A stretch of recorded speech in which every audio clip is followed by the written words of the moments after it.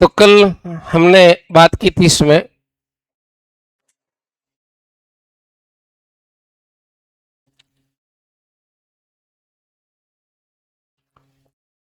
राज्यसभा के अंदर हमने लास्ट में पढ़ा था राज्यसभा का उपसभापति अनुच्छेद किसमें 89(2) में राज्यसभा अपने सदस्यों में से किसी को उपसभापति चुनेगी। उपसभापति सभापति के अधीन नहीं होकर सीधा किसके प्रति उत्तरदायी होगा? राज्यसभा के प्रति उत्तरदायी होगा। प्रथम उपसभापति कौन है? वी कृष्ण मूर्ति राव और वर्तमान में हरिवंश नारायण सिंह, ये तीसरी बार बन चुके हैं। ठीक है। अनुच्छेद 90 के में हमने पढ़ा उपसभापति राज्यसभा का सदस्य न रहने पर अपना पद क्या करेगा? रिक्त करेगा। ऐसा नहीं है कि सभापति की तरह राज्यसभा का सदस्य है ही नहीं फिर भी पद पर रहेगा। अनुच्छेद 90 में उपसभापति का कार्यकाल कितना है? 6 वर्ष का। उपसभापति अपना त्यागपत्र, यहां थोड़ा करेक्शन है और वो आपको करना है, राष्ट्रपति की जगह आप लिखें उपराष्ट्रपति। क्या लिखेंगे? उपराष्ट्रपति, या फिर क्या लिखेंगे? सभापति लिखेंगे। ये करेक्शन सही कर लीजिए, कल गलती हुई थी, इसको सुधार कर लीजिए। उपसभापति त्यागपत्र किसको देगा? सभापति को, या फिर जो उपराष्ट्रपति है उसको देगा। हो गया? चले आगे। अगला है अनुच्छेद 90(ग). उपसभापति को राज्यसभा के तत्कालीन समस्त सदस्यों के बहुमत से पारित संकल्प द्वारा पद से हटाया जा सकता है, लेकिन ऐसे संकल्प की 14 दिन पूर्व सूचना उसको देनी पड़ेगी। किसको? उपसभापति को। उसके बाद में हटाएंगे। तो कहने का मतलब, चाहे यहां सभापति हो या उपसभापति हो, उसको हटाने का संकल्प किस में रखा जाएगा? राज्यसभा में रखा जाएगा और सदस्यों के बहुमत से ही ये प्रस्ताव क्या होगा? पास हो। अब सभापति यानी जो उपराष्ट्रपति है उसका संकल्प का सिस्टम सेम यही है, कोई चेंज है नहीं। उसमें एक स्टेप आगे जाना पड़ता है। क्या करना पड़ता है कि जो प्रस्ताव राज्यसभा ने पास किया है वो प्रस्ताव लोकसभा से उसकी स्वीकृति लेना अनिवार्य है। जबकि राज्यसभा के उपसभापति को हटाते हैं तो केवल प्रस्ताव बहुमत से पास करना है, लोकसभा से स्वीकृति लेने की आवश्यकता नहीं है। तो लिखें अनुच्छेद 90(ग).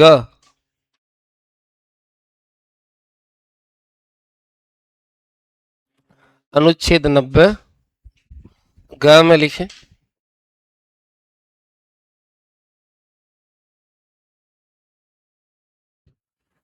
उपसभापति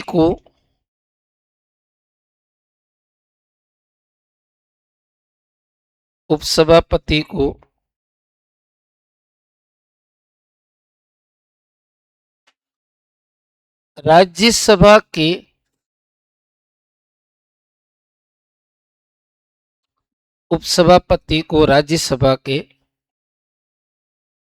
समस्त सदस्यों की बहुमत से पारित, समस्त सदस्यों के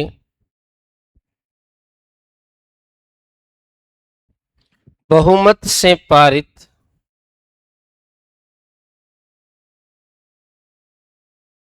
संकल्प द्वारा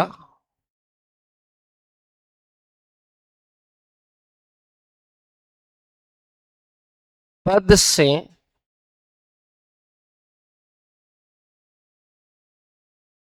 हटाया जा सकता है।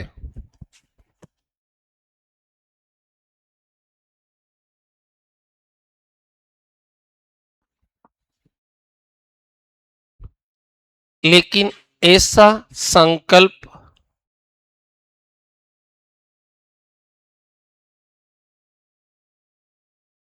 14 दिन की पूर्व सूचना के बाद ही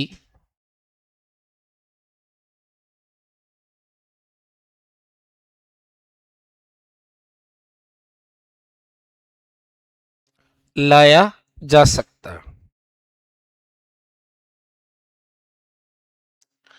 पढ़ाई अच्छी तरह से कर लेना। और मैं ये बात कई दिनों से, लगभग पिछले 1 साल से लगातार बच्चों को बोल रहा हूं। एक बार आप अच्छा पढ़ लोगे, भले ही आपने आधे सिलेबस को ही पूरा किया, लेकिन अच्छा किया है ना। पूरा सिलेबस की बात नहीं कर रहा हूं मैं, आधे सिलेबस की बात कर रहा हूं। ढंग से किया है ना, तो दोबारा पढ़ने की जरूरत ही नहीं पड़ेगी। अभी आरपीएससी के जितने रिजल्ट आए हैं वो आपके सामने है। आए कि नहीं आए? कल भी आया था राजनीतिक विज्ञान का। मात्र कितने बच्चे पास हुए? 67। अब उनको बनाना है पेपर, तो वो अपने हिसाब से बनाएंगे। बच्चों के या फिर हमारे कहने के हिसाब से बनाएंगे नहीं। टीम है, उनको जो ठीक लग रहा है उसके हिसाब से बनाएंगे। इसमें हम क्या करते हैं कि कई बच्चे 4-4, 5-5 बार सिलेबस कर लेते हैं, और फिर उसमें फिक्स उनके पास में मैटर होता है कि बस हाँ इतना पढ़ लेंगे हो जाएगा। पेपर में जाते हैं उतने में से आता कुछ नहीं है, वहां दिक्कत हो जाती है। इसी कारण काफी डिटेल के अंदर रखा है मैंने इस मैटर को, ऊपरा ऊपरी नहीं है। बातों को आप ध्यान से पढ़े। हाँ, पेपर थोड़ा कठिन था, इसमें कोई दो राय नहीं है, लेकिन 67 बच्चे पास हुए हैं ना। पद खाली रह गए, फिर वापस नई वैकेंसी आ जाएगी, लेकिन जो आएगा वो बड़ा मजबूत बंदा अंदर आ पाएगा। तो आगे जितने एग्जाम होने सबके अंदर यही घटनाक्रम होना है। इसलिए पढ़ाई जितना पढ़ो अच्छी तरीके से पढ़ लो, ताकि नैया पार लग जाए। और आपने शॉर्ट में पढ़ा, 10 बार भी सिलेबस किया है, ठीक है, कोई किस्मत अच्छी है, कोई ऊपरा ऊपरी पेपर आ गया उसमें मामला सेट हो गया तो अलग बात है। बाकी अच्छा पेपर आएगा ना, तो भैया मामला टेढ़ा रहेगा। ठीक है ना, इसलिए ध्यान दें इस पर। सभापति के रूप में उपसभापति, यानी सभापति की भूमिका में जब उपसभापति कार्य करेगा, या अन्य व्यक्ति जो इसके रूप में कार्य करेगा, मान लो उपसभापति का पद क्या हो, रिक्त हो, तो उसकी शक्तियां कौन से आर्टिकल में है? 91 में। फिर 91 के अलग अलग सब डिवीजन है। जैसे 91 एक में कह रखा है कि जब सभा, अभी ये लाइन थोड़ी सी ढंग से सुनना, जब सभापति का पद रिक्त हो, यानी सभापति है ही नहीं, या उपराष्ट्रपति, बात तो एक ही है, क्योंकि उपराष्ट्रपति क्या है? सभापति। राजनीतिक विज्ञान के अंदर सबसे बड़ी प्रॉब्लम यही है, शब्दों का जाल ऐसे बुना जाता है कि अगर हम अर्थ निकालते हुए आगे नहीं बढ़ेंगे तो समझ में नहीं आएगा, चूक हो जाएगी हमसे। राष्ट्रपति के रूप में कार्य कर रहा हो, मतलब कि भाई राज्यसभा का जो सभापति है, जो उपराष्ट्रपति है, वो पद पर नहीं है। पद पर नहीं है तो दो फैक्टर हैं, या तो पद रिक्त है, या फिर वो किसके रूप में कार्य कर रहा है? राष्ट्रपति के रूप में कार्य कर रहा हो, तब उपसभापति। और परंतु उपसभापति का पद रिक्त हो, मतलब इसका यहां देखो कितना शॉर्ट में किया, तब उपसभापति। इसका अर्थ क्या हो गया कि जब सभापति यानी उपराष्ट्रपति राष्ट्रपति के रूप में कार्य कर रहा हो, तब सभापति की भूमिका कौन निभाएगा? उपसभापति। इस लाइन का पूरा अर्थ ये, लेकिन वहां तक तो लाइन समझ में आ रही है, यहां तक तो। लेकिन राष्ट्रपति के रूप में कार्य कर रहा हो तब उपसभापति। यहां थोड़ा सा मामला टेढ़ा हो जाता है क्योंकि लाइन शुरू हो रही उससे पहले क्या हो रही, खत्म हो रही। कि क्या कहना चाहता है ये कहना चाहता है कि जब सभापति या उपराष्ट्रपति जो एक ही वर्ड है, अगर ये राष्ट्रपति के रूप में कार्य कर रहा है तब सभापति की भूमिका कौन निभाएगा, उपसभापति।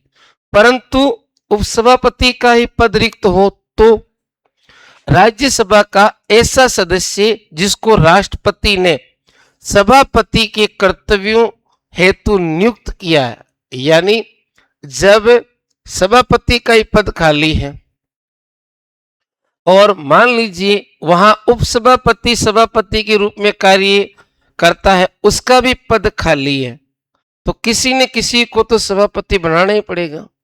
तो सभापति जब बनाएंगे तो बनाएगा कौन है, राष्ट्रपति बनाएगा। वह सभापति के कर्तव्यों क्या क्या करेगा, पालन करेगा। तो लिखिए हेडिंग, सभापति के रूप में उपसभापति व अन्य व्यक्तियों की शक्तियां, अनुच्छेद 91।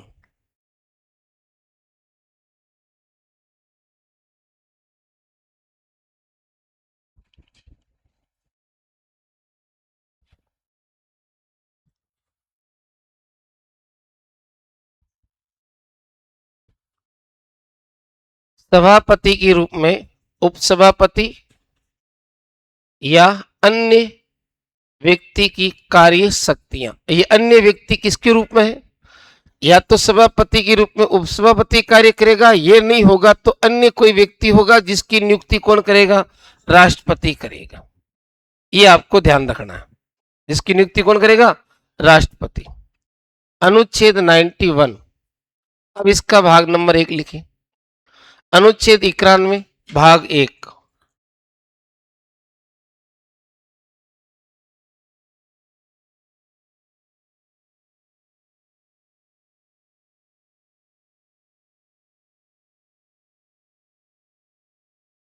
जब सभापति ऑब्लिक उपराष्ट्रपति, ऑब्लिक कर देना वहीं पर,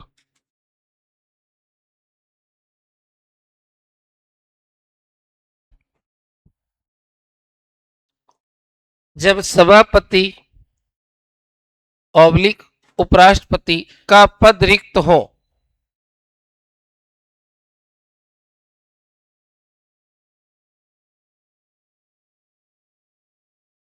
का पद रिक्त हो, कोमा,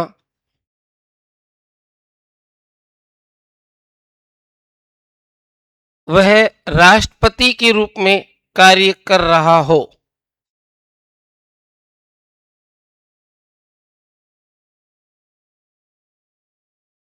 अब कायदा क्या होना चाहिए था, ये लाइन आगे आनी चाहिए थी, ये आनी चाहिए थी पीछे, तो बात क्लियर कट आसानी समझ में आ जाती, लेकिन समझ में नहीं आए इसीलिए इनको क्या कर दिया, आगे पीछे। वह राष्ट्रपति के रूप में कार्य कर रहा हो तब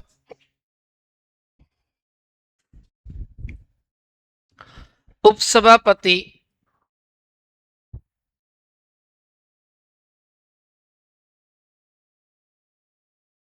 सभापति के कर्तव्य निभाएगा।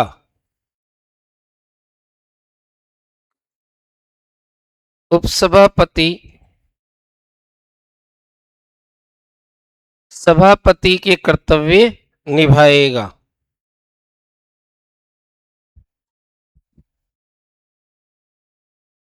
कर दिया। परंतु उपसभापति का पद रिक्त हो तो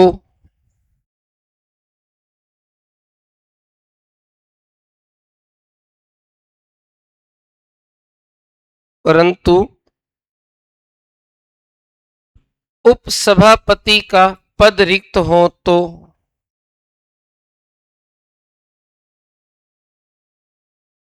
राज्यसभा का ऐसा सदस्य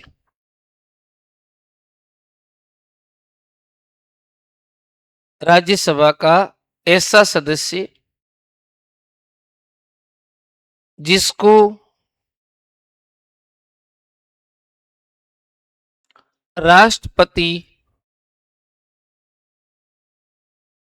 जिसको राष्ट्रपति सभापति के कर्तव्यों हेतु नियुक्त करेगा।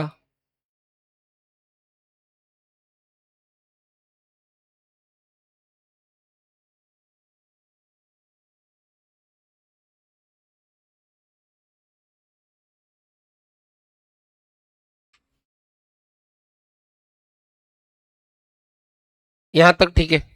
ठीक है। अब आया है 91 का भाग कौन सा है? 2।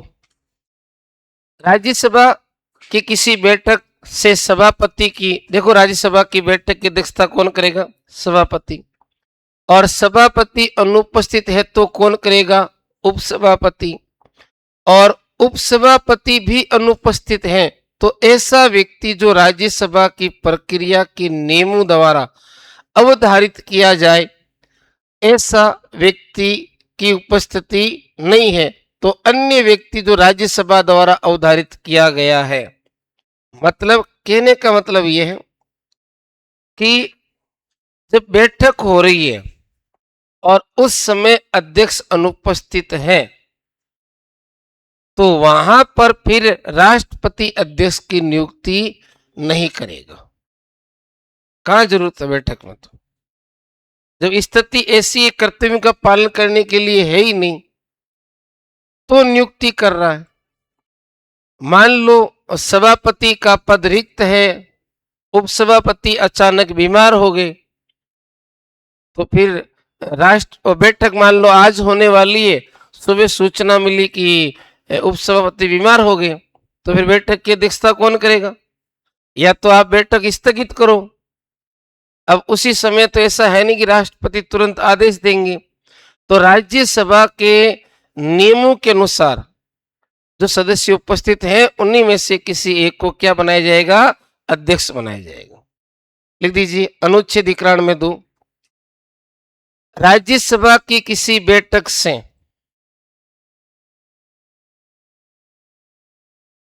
राज्यसभा की किसी बैठक से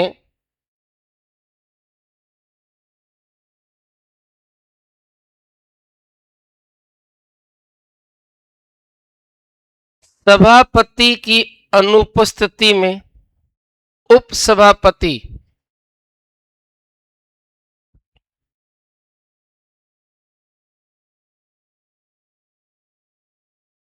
सभापति की अनुपस्थिति में उपसभापति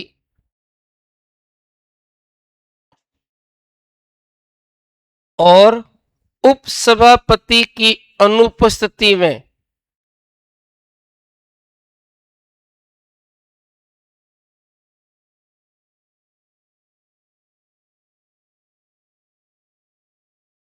ऐसा व्यक्ति बैठक की अध्यक्षता करेगा।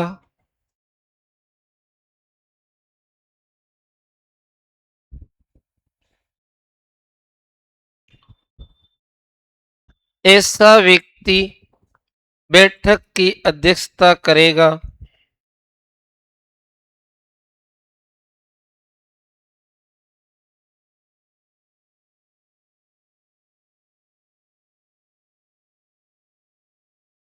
ऐसा व्यक्ति बैठक की अध्यक्षता करेगा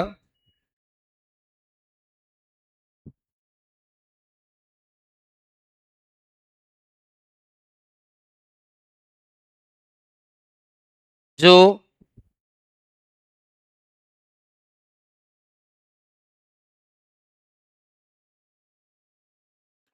राज्यसभा की प्रक्रिया के नियमों द्वारा अवधारित है। जो राज्यसभा की प्रक्रिया के नियमों द्वारा अवधारित है।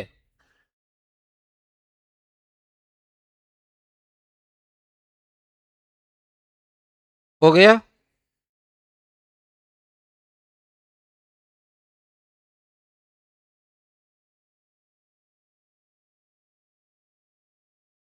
अब यही बात सेम कहां लागू होगी? लोकसभा में। लोकसभा में भी अध्यक्ष उपाध्यक्ष उन दोनों की अनुपस्थिति में अध्यक्षता कौन करेगा? लगभग सेम प्रक्रिया रहेगी, केवल आर्टिकल चेंज हो सकता है, उससे ज्यादा कुछ भी नहीं।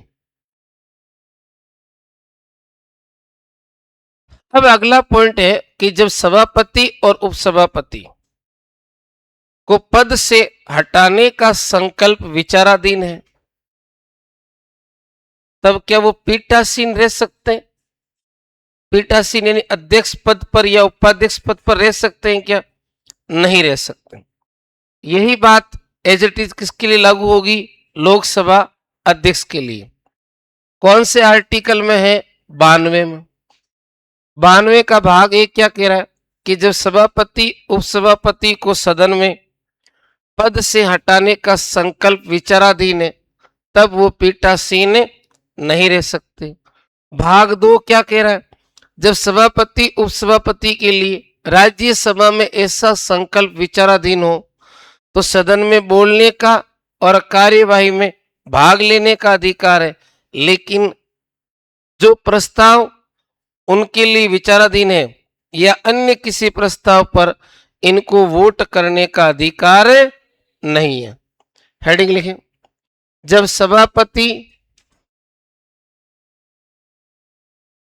या उपसभापति को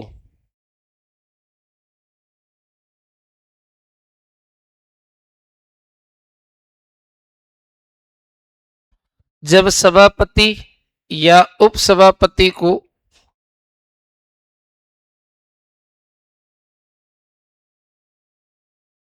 पद से हटाने का संकल्प विचाराधीन हो,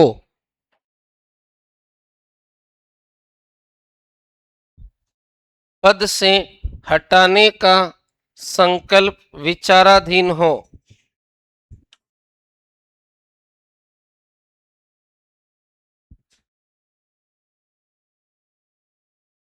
तब उसका पीठासीन न होना, क्या नहीं होना? पीठासीन न होना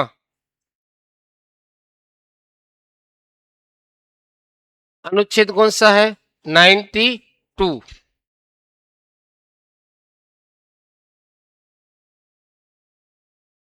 अनुच्छेद कौन सा है? 92। अब 92 का भाग एक लिखें। 92 का भाग एक।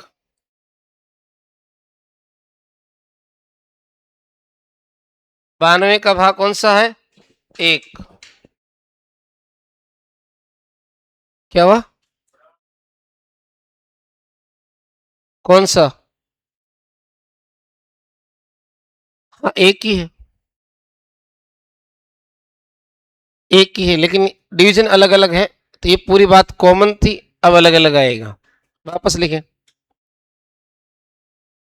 जब सभापति या उपसभापति को सदन में पद से हटाने का संकल्प विचाराधीन है, तब वे पीठासीन यानी अध्यक्ष सभापति या उपसभापति के पद पर कार्य नहीं करेंगे। 92(1)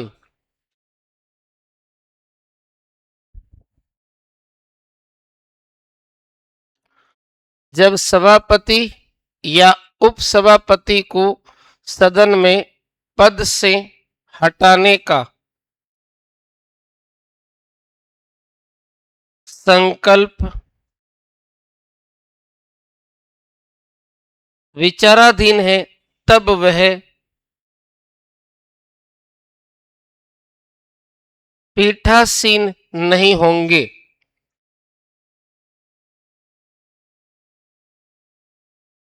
यानी उस पद को धारण नहीं करेंगे। 92 के भाग 2 में क्या कह रखा है कि जब ऐसा संकल्प सदन में विचाराधीन है तो वो सदन में कार्यवाही में भाग ले सकते हैं, बोल सकते हैं और मतदान नहीं कर सकते। लिख दीजिए 92।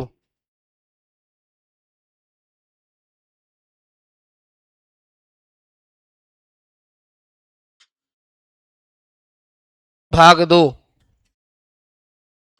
जब सभापति या उपसभापति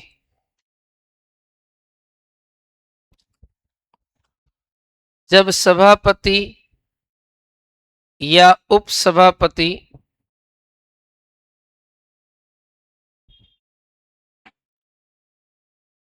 के लिए राज्यसभा में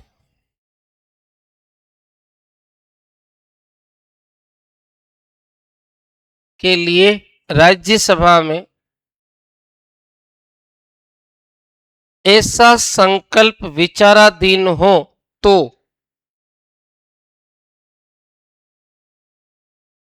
ऐसा संकल्प विचाराधीन हो तो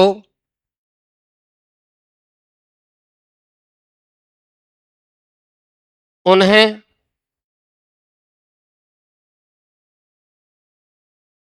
सदन में बोलने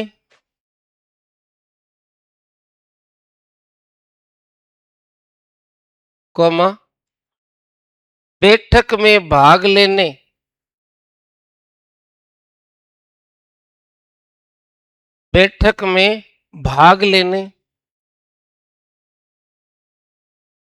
का अधिकार है।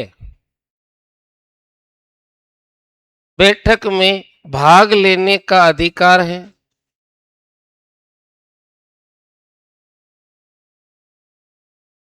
लेकिन कौन सा हक नहीं है? लेकिन मत देने का हक नहीं है।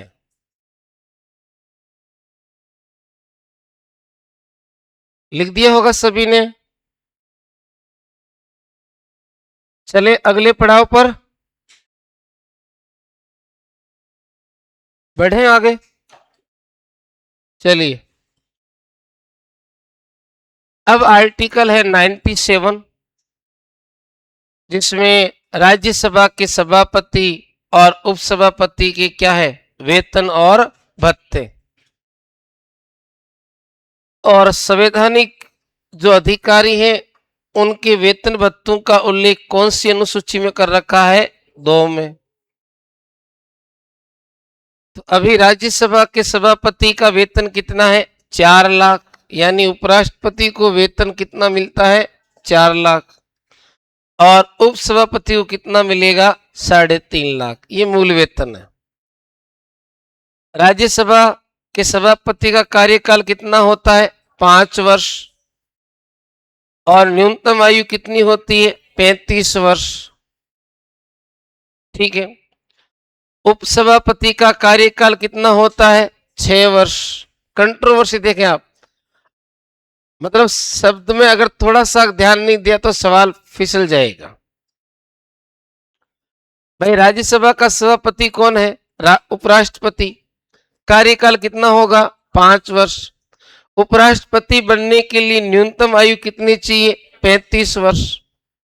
तो राज्यसभा का सभापति बनना है, क्योंकि अगर आपको ये सवाल पूछेगा कि किसी व्यक्ति को राज्यसभा का सभापति बनना है तो उसकी न्यूनतम आयु कितनी होनी चाहिए, पहला ऑप्शन 30 वर्ष देगा वो। और आपके दिमाग में वही बात घूमेगी कि राज्यसभा का सदस्य बनना है तो 30 वर्ष जो है आयु होनी जरूरी है। उसने सदस्य के लिए नहीं पूछा है, उसने उपसभापति के लिए भी नहीं पूछा है, उसने किसके लिए पूछा है? सभापति के लिए। क्योंकि हमारा दिमाग जहां एक बिंदु पर केंद्रित हो जाता है ना, फिर वो अपने आप में चेंज करना थोड़ा सा उसके लिए पॉसिबल नहीं होता। अगर हम सतर्क हैं तो ही वो मानसिकता हमारी चेंज होगी, अन्यथा नहीं होगी। अब ये सवाल देखने में बहुत सिंपल है, लेकिन गलत होने की संभावना 99% है इसमें। तो राज्यसभा का सभापति का कार्यकाल 5 वर्ष है, न्यूनतम आयु कितनी है? 35 वर्ष।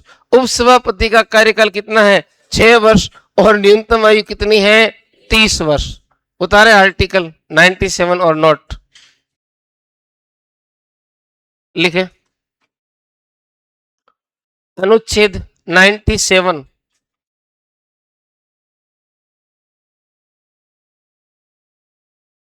राज्यसभा के सभापति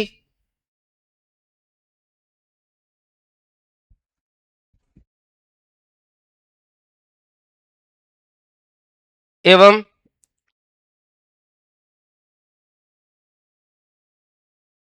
उपसभापति के वेतन भत्ते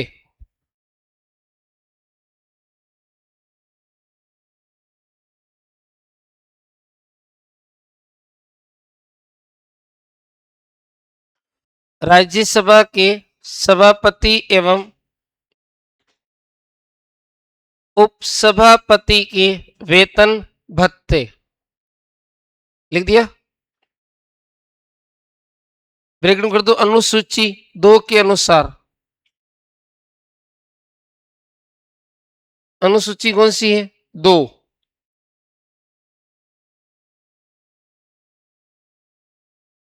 लिख दिया सभी ने।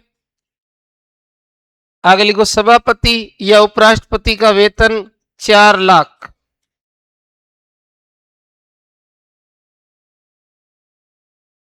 सभापति या उपराष्ट्रपति का वेतन कितना हो गया? 4 लाख।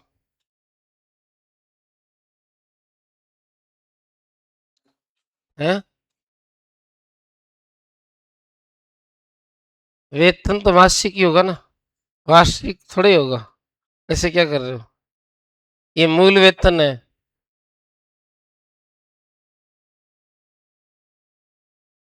हाँ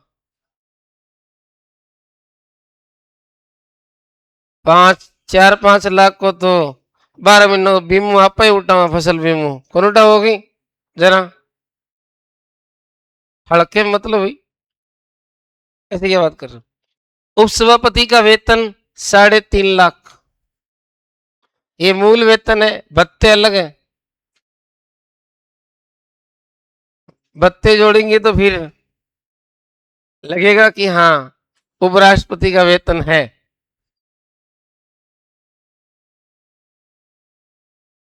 और ये जो नोट लिखा है ना, इसको ध्यान से जरूर लिखें।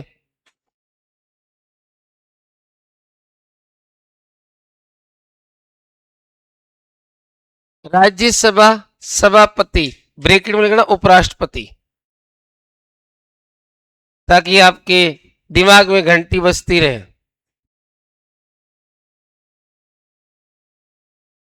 क्योंकि जब बच्चे छोटे होते हैं ना, और किसी बच्चे को कहा जाए, मान लीजिए एक शिशु है और उससे प्रारंभ में उसकी मां की जो तस्वीर थी, उसको मां के नाम से नहीं, उसको मौसी के नाम से पुकारा गया। इसके नाम से। अब है क्या ये? मां है ना। अब इस बच्चे के दिमाग में क्या बैठेगा?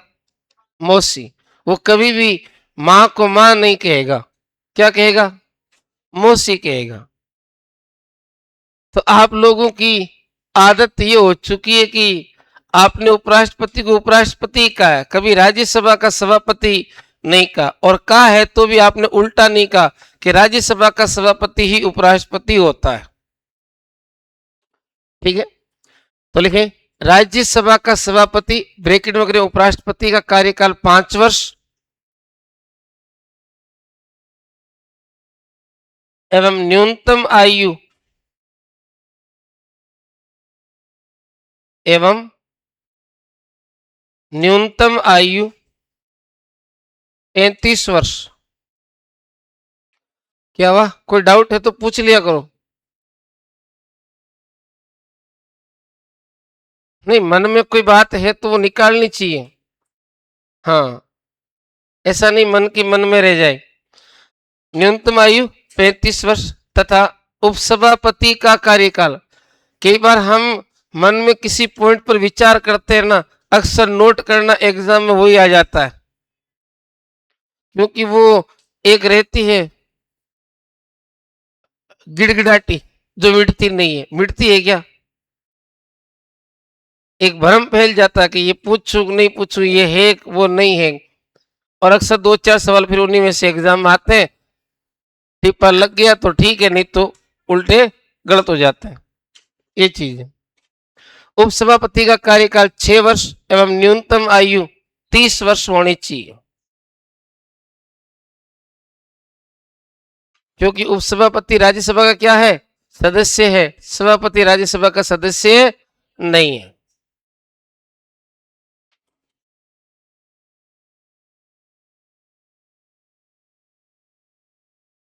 लिख दिए क्या? हाँ, अब थोड़ा सा हम चर्चा कर लेते हैं आर्टिकल 98।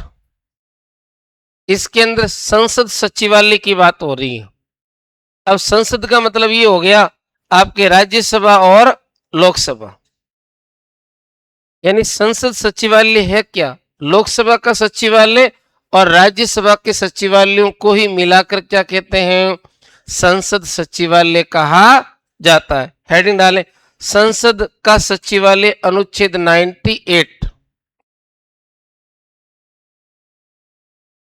संसद का सचिवालय अनुच्छेद कौन सा है, 98।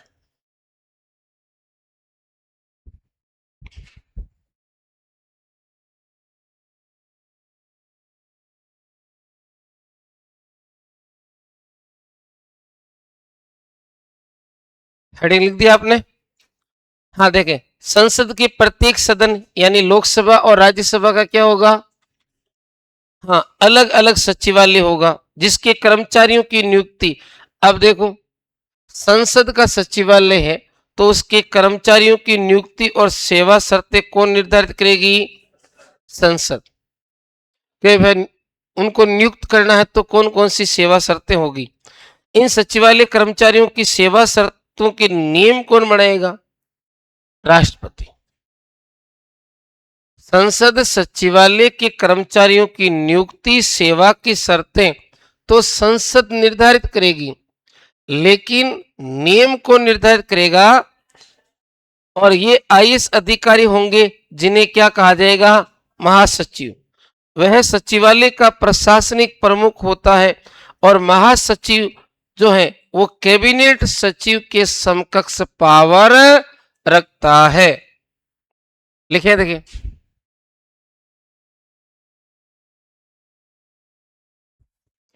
तो संसद सचिवालय कौन से आर्टिकल में, 98 में। प्रत्येक सदन का अलग अलग सचिवालय होगा जिनके कर्मचारियों की नियुक्ति और सेवा शर्तें कौन निर्धारित करेगी, संसद। लेकिन कर्मचारियों की सेवा शर्तों के नियम कौन बनाएगा। अब ये जो महासचिव नियुक्त होगा ये कौन होगा, आईएएस अधिकारी होगा, और महासचिव जो है वो सचिवालय का क्या होगा, प्रशासनिक प्रमुख होगा, ठीक है। और महासचिव जो है पद वो किसके समकक्ष होगा। अब है लोकसभा और राज्यसभा की समान शक्तियां कौन कौन सी।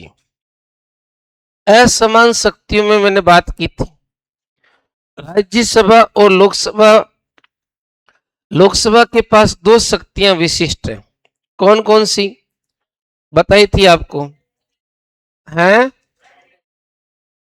असमान शक्तियां। असमान शक्तियां पहली किसकी, लोकसभा की। लोकसभा की एक तो कौन सी है, धन विधेयक, कौन सी है, और दूसरी कौन सी है, संयुक्त बैठक। संयुक्त बैठक की अध्यक्षता। संयुक्त बैठक की क्या है, अध्यक्षता।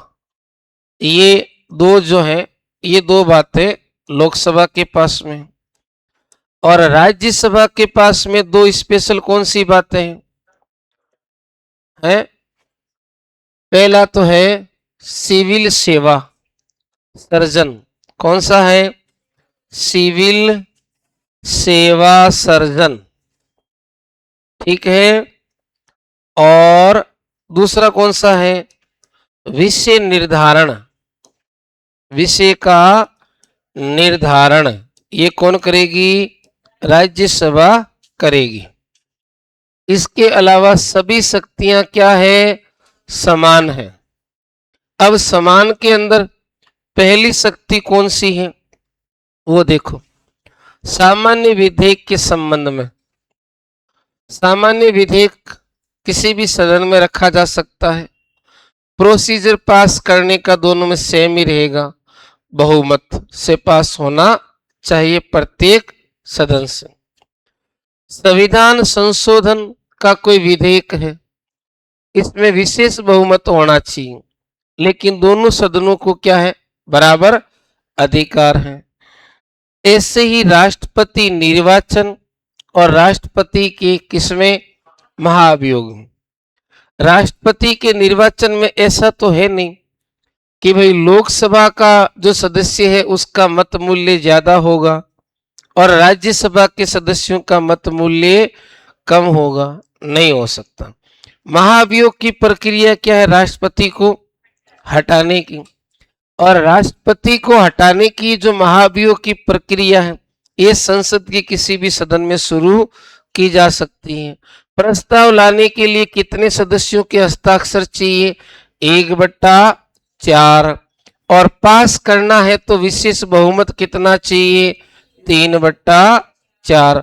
विशेष बहुमत से पास होना चाहिए, दोनों का बराबर अधिकार है। उपराष्ट्रपति का निर्वाचन और पद से हटाना, इन दोनों में भी क्या है लगभग, क्योंकि उपराष्ट्रपति के निर्वाचन में दोनों सदनों के सदस्य भाग लेते हैं, लेते कि नहीं लेते? अब उपराष्ट्रपति को पद से हटाना है तो विशेष जो बहुमत है उससे प्रस्ताव किसमें पास होना चाहिए? राज्यसभा में। लेकिन साथ में लोकसभा की सहमति भी जरूरी है।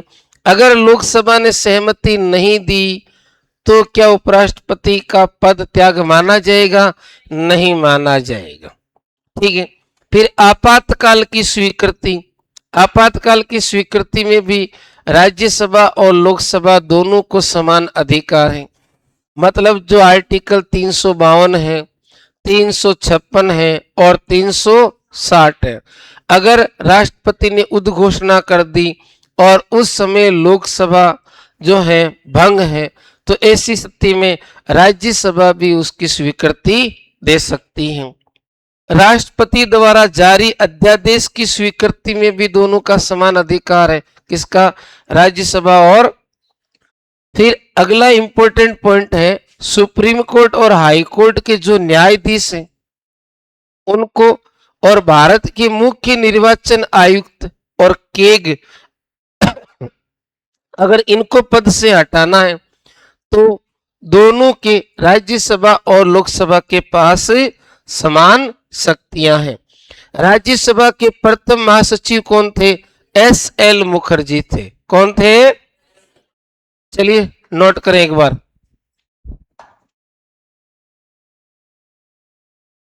राज्यसभा और लोकसभा की समान शक्तियों में पहली कौन सी है? सामान्य विधेयकों के संबंध में। दूसरी कौन सी है? संविधान संशोधन के संबंध में। तीसरी कौन सी है? राष्ट्रपति का निर्वाचन और महाभियोग के संबंध में। महाभियोग का प्रस्ताव लाने के लिए 1/4 सदस्यों की सहमति, पास करने के लिए कितना होना चाहिए? 2/3। 3/4 नहीं, 2/3, ठीक है। और उपराष्ट्रपति का निर्वाचन व उसको पद से हटाना, आपातकाल की स्वीकृति और राष्ट्रपति द्वारा जारी अध्यादेश की स्वीकृति और हाई कोर्ट और सुप्रीम कोर्ट के न्यायाधीश और मुख्य निर्वाचन आयुक्त कौन सा? भारत का, और केग को पद से हटाने का इन दोनों सदनों को बराबर अधिकार है। प्रथम राज्यसभा के महासचिव कौन थे? SL मुखर्जी। असमान शक्तियां नोट की क्या?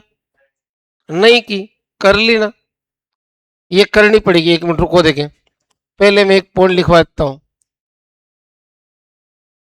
हाँ, अभी इसके नीचे लिखवा देता हूं। एक लिखो पहले, वर्तमान महासचिव कौन है? PC मोदी। राज्यसभा के वर्तमान महासचिव कौन है? PC मोदी।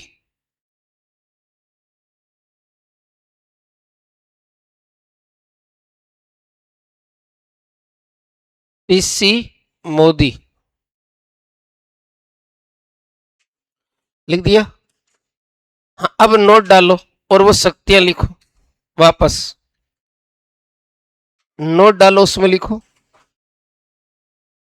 राज्यसभा व लोकसभा की असमान शक्तियां, असमान शक्तियां।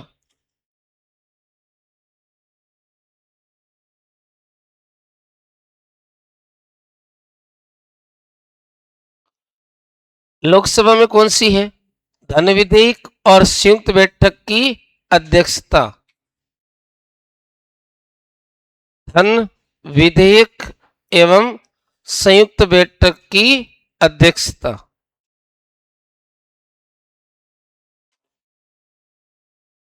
राज्यसभा में कौन सी है? सिविल सेवाओं का सर्जन और विषय का निर्धारण। सिविल सेवाओं का सर्जन एवं विषय का निर्धारण।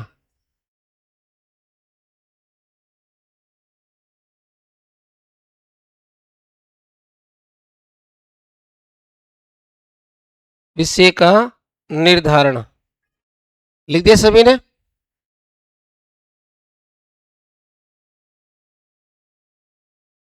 हाँ हाँ, कोई भी नई सिविल सेवा सर्जित करनी है तो राज्यसभा करती है आर्टिकल 312 में। कौन से आर्टिकल में करेगी? 312 में। अभी आगे लिखवाऊंगा मैं। हाँ, अब ये लोकसभा महासचिव का आप यहीं पर लिख लीजिए, क्योंकि हमने आर्टिकल 98 पूरा यहां कर लिया है। तो लोकसभा के प्रथम महासचिव कौन है? एम एन कोल। एम एन कोल। और वर्तमान महासचिव है उत्पल कुमार सिंह। उत्पल कुमार सिंह। हाँ हाँ, निकाल रहा हूं। उत्पल कुमार सिंह।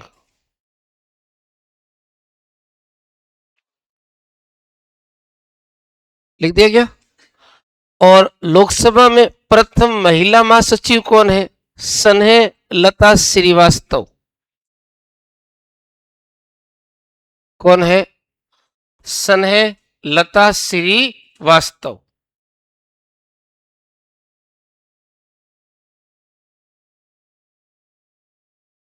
स्नेह लता श्रीवास्तव।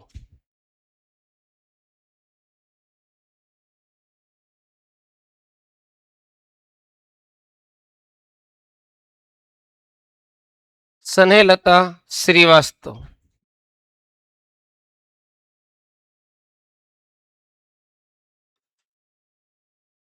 साफ दिखाई दे रहा? नजर कमजोर है क्या? या स्नेह लता वहां से दिखाई नहीं दे रही थी? हाँ हाँ, मैं तो आडा रहे ठीक है क्या? मिनक तो आडा वेड़ो काम को है, हैं? यहाँ की। लेकिन यही है कि किशोर बुजुर्गों को अपने मार्ग की बाधा समझते हैं।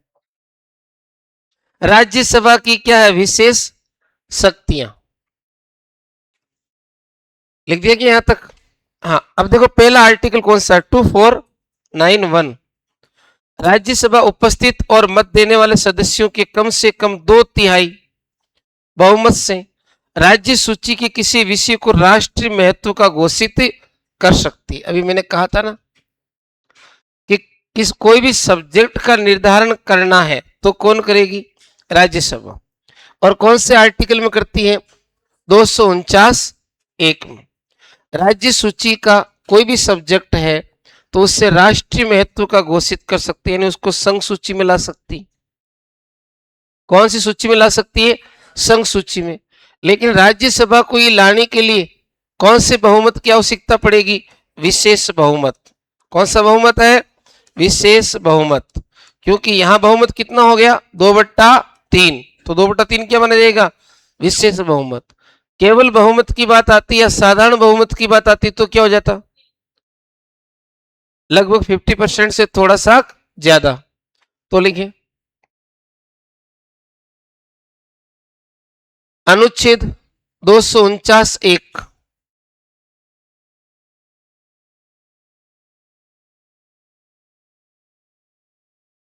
अनुच्छेद 249(1)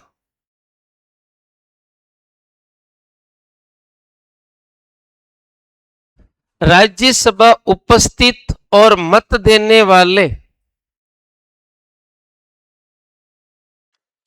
राज्यसभा उपस्थित और मत देने वाले सदस्यों के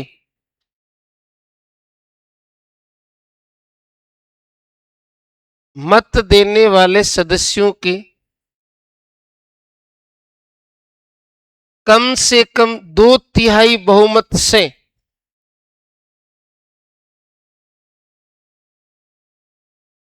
कम से कम 2/3 बहुमत से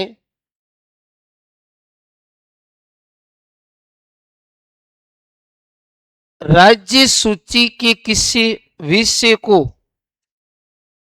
राज्य सूची के किसी विषय को राष्ट्रीय महत्व का घोषित कर सकती है।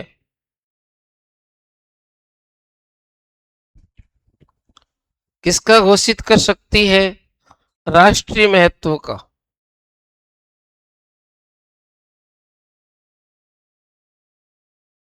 अब राष्ट्रीय महत्व का है यानी केंद्र का सब्जेक्ट बन गया, संघ सूची का बन गया। तो संघ सूची का सब्जेक्ट बना हुआ है तो फिर उस पर कानून कौन बनाएगा? संसद बनाएगी। कौन बनाएगी? संसद। लिख लिया क्या? पूरा हो गया? नहीं, ये पूरा लिखने की जरूरत नहीं है। जिसे संसद को उस विषय पर कानून बनाने की शक्ति प्राप्त है, आवश्यकता ही नहीं। चलो अब है अनुच्छेद 249 का भाग 2।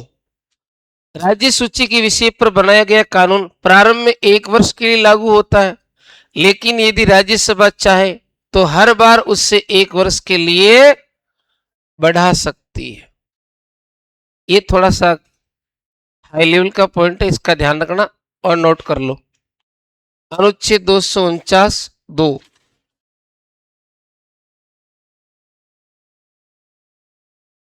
राज्य सूची के विषय पर बनाया गया कानून, जो किसने बनाया है?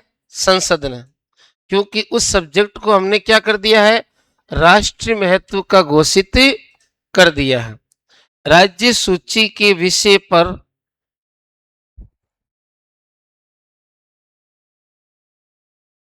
बनाया गया कानून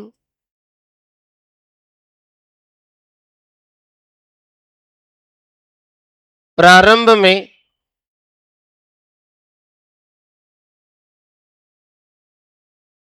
1 वर्ष के लिए प्रभावी होगा,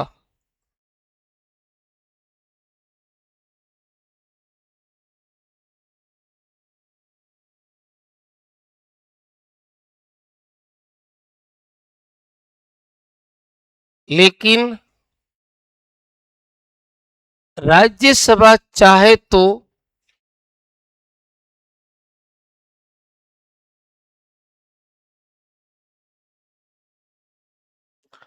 हर बार इससे 1 वर्ष के लिए बढ़ा सकती है। हर बार, प्रत्येक बार 1-1 वर्ष के लिए क्या करेगी? बढ़ाएगी।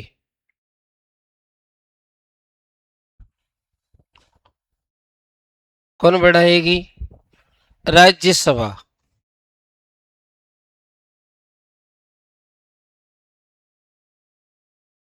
तो ये आर्टिकल 249 है ना, ये राज्यसभा के विशेषाधिकार के अंतर्गत आता है। 2 आर्टिकल ऐसे हैं जो राज्यसभा के विशेषाधिकार के अंतर्गत आते हैं। एक तो 249 और एक कौन सा है? 312। सीधा सवाल पूछ सकता है, निम्न में से कौन सा अनुच्छेद है जो लोकसभा की अपेक्षा राज्यसभा को अधिक शक्तियां प्रदान करता है। इन दोनों में से जो भी आर्टिकल ऑप्शन में होगा वो क्या होगा, आंसर होगा। अब 312 में क्या कह रहा है, राज्यसभा उपस्थित और मत देने वाले सदस्यों के कम से कम 2/3 बहुमत, यानी कौन सा बहुमत हो गया, विशेष बहुमत से प्रस्ताव पारित करके क्या कर सकता है, नई अखिल भारतीय सेवाएं स्थापित कर सकता है। जैसे आईएएस है, आईपीएस है, तो ऐसी कोई तीसरी नई अखिल भारतीय, चौथी नई अखिल भारतीय सेवा का सर्जन कर सकता है। तो लिखिए अनुच्छेद 312, राज्यसभा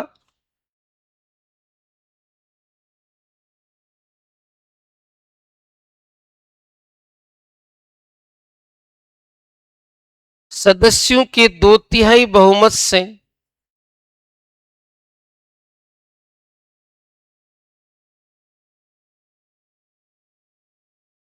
राज्यसभा सदस्यों के 2/3 बहुमत से नई अखिल भारतीय सेवाओं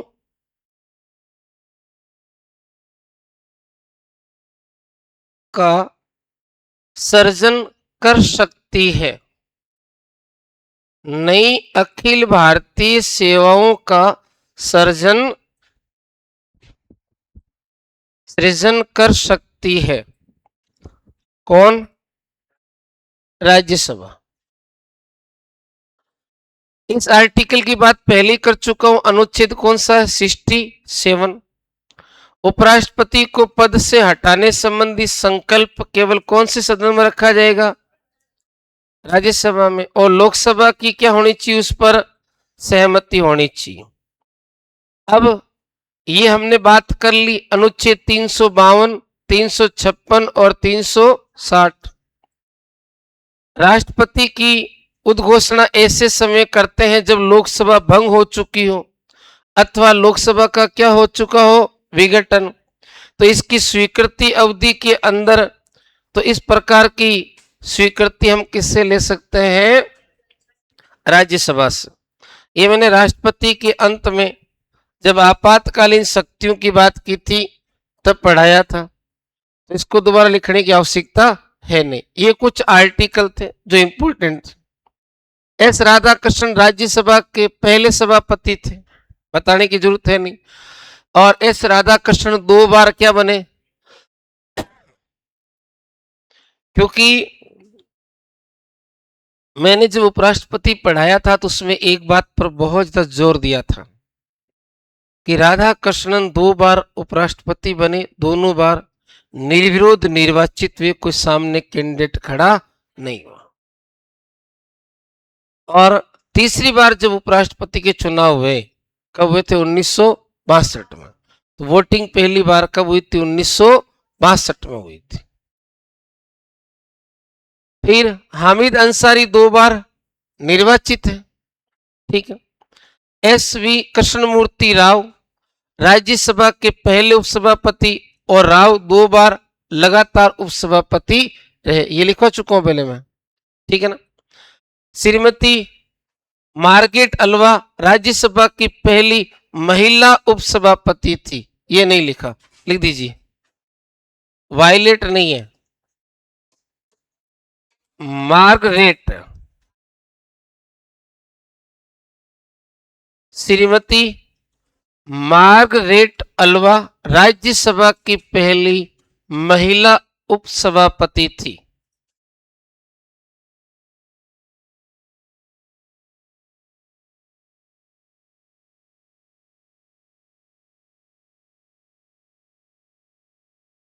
ये राजस्थान की राज्यपाल भी रह चुकी है, ध्यान रखना, राजस्थान की, हाँ, मार्गरेट अल्वा राजस्थान की क्या रह चुकी है, राज्यपाल भी,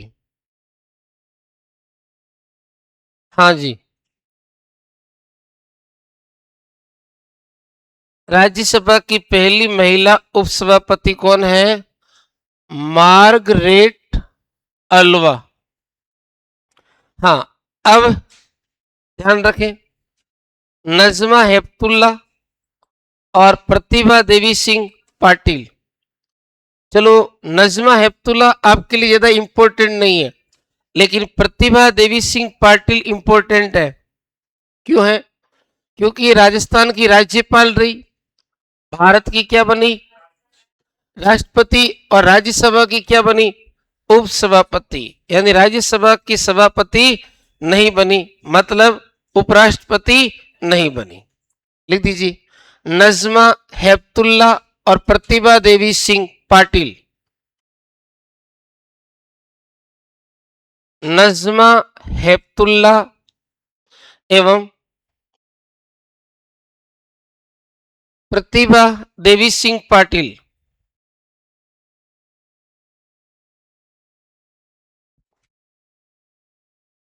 यह राज्यसभा की उपसभापति रही।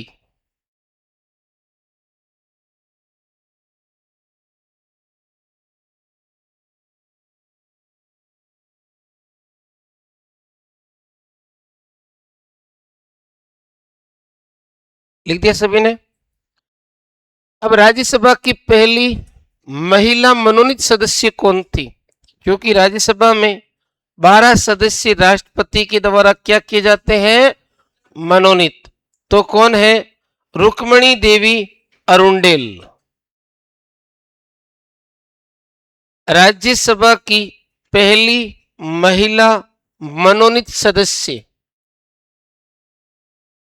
राज्यसभा की प्रथम महिला मनोनीत सदस्य श्रीमती रुक्मणी देवी अरुंडेल।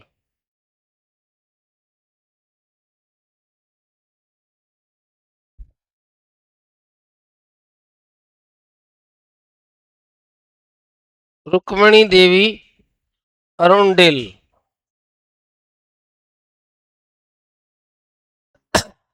हाँ, सर्वाधिक समय तक राज्यसभा के सदस्य कौन रहे थे? रामजेठ मलानी। ये भारत में सबसे चर्चित वकील रहे, सबसे अधिक फीस लेकर मुकदमा लड़ने वाले यही एडवोकेट है, बहुत ज्यादा है। रामजेठ मलानी सर्वाधिक समय तक राज्यसभा के सदस्य रहे। राम जेठ मलानी। पिछली बार कंट्रोवर्सी हुई थी ना कांग्रेस शासन काल में, मंत्रियों के और मुख्यमंत्री के बीच में, तब सचिन पायलट की तरफ से पैरवी किसने की थी? राम जेठ मलानी ने की थी। राम जेठ मलानी सर्वाधिक समय तक राज्यसभा के क्या रहे? सदस्य रहे। लिख दिया क्या? चलिए अंतिम लिखे, राज्यसभा की पहली महिला महासचिव। लोकसभा की पहली महिला महासचिव कौन थी? स्नेहलता। कौन थी? लिखवाया था ना आपको। लोकसभा की पहली महिला महासचिव कौन थी? स्नेहलता। और राज्यसभा की कौन है पहली महिला महासचिव? वी.एस. रमा देवी। वी.एस. रमा देवी।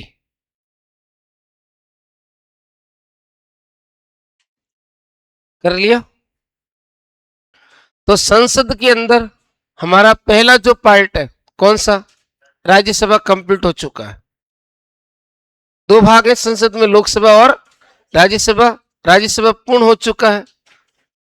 अगले कालांश में कौन सा शुरू होगा? लोकसभा।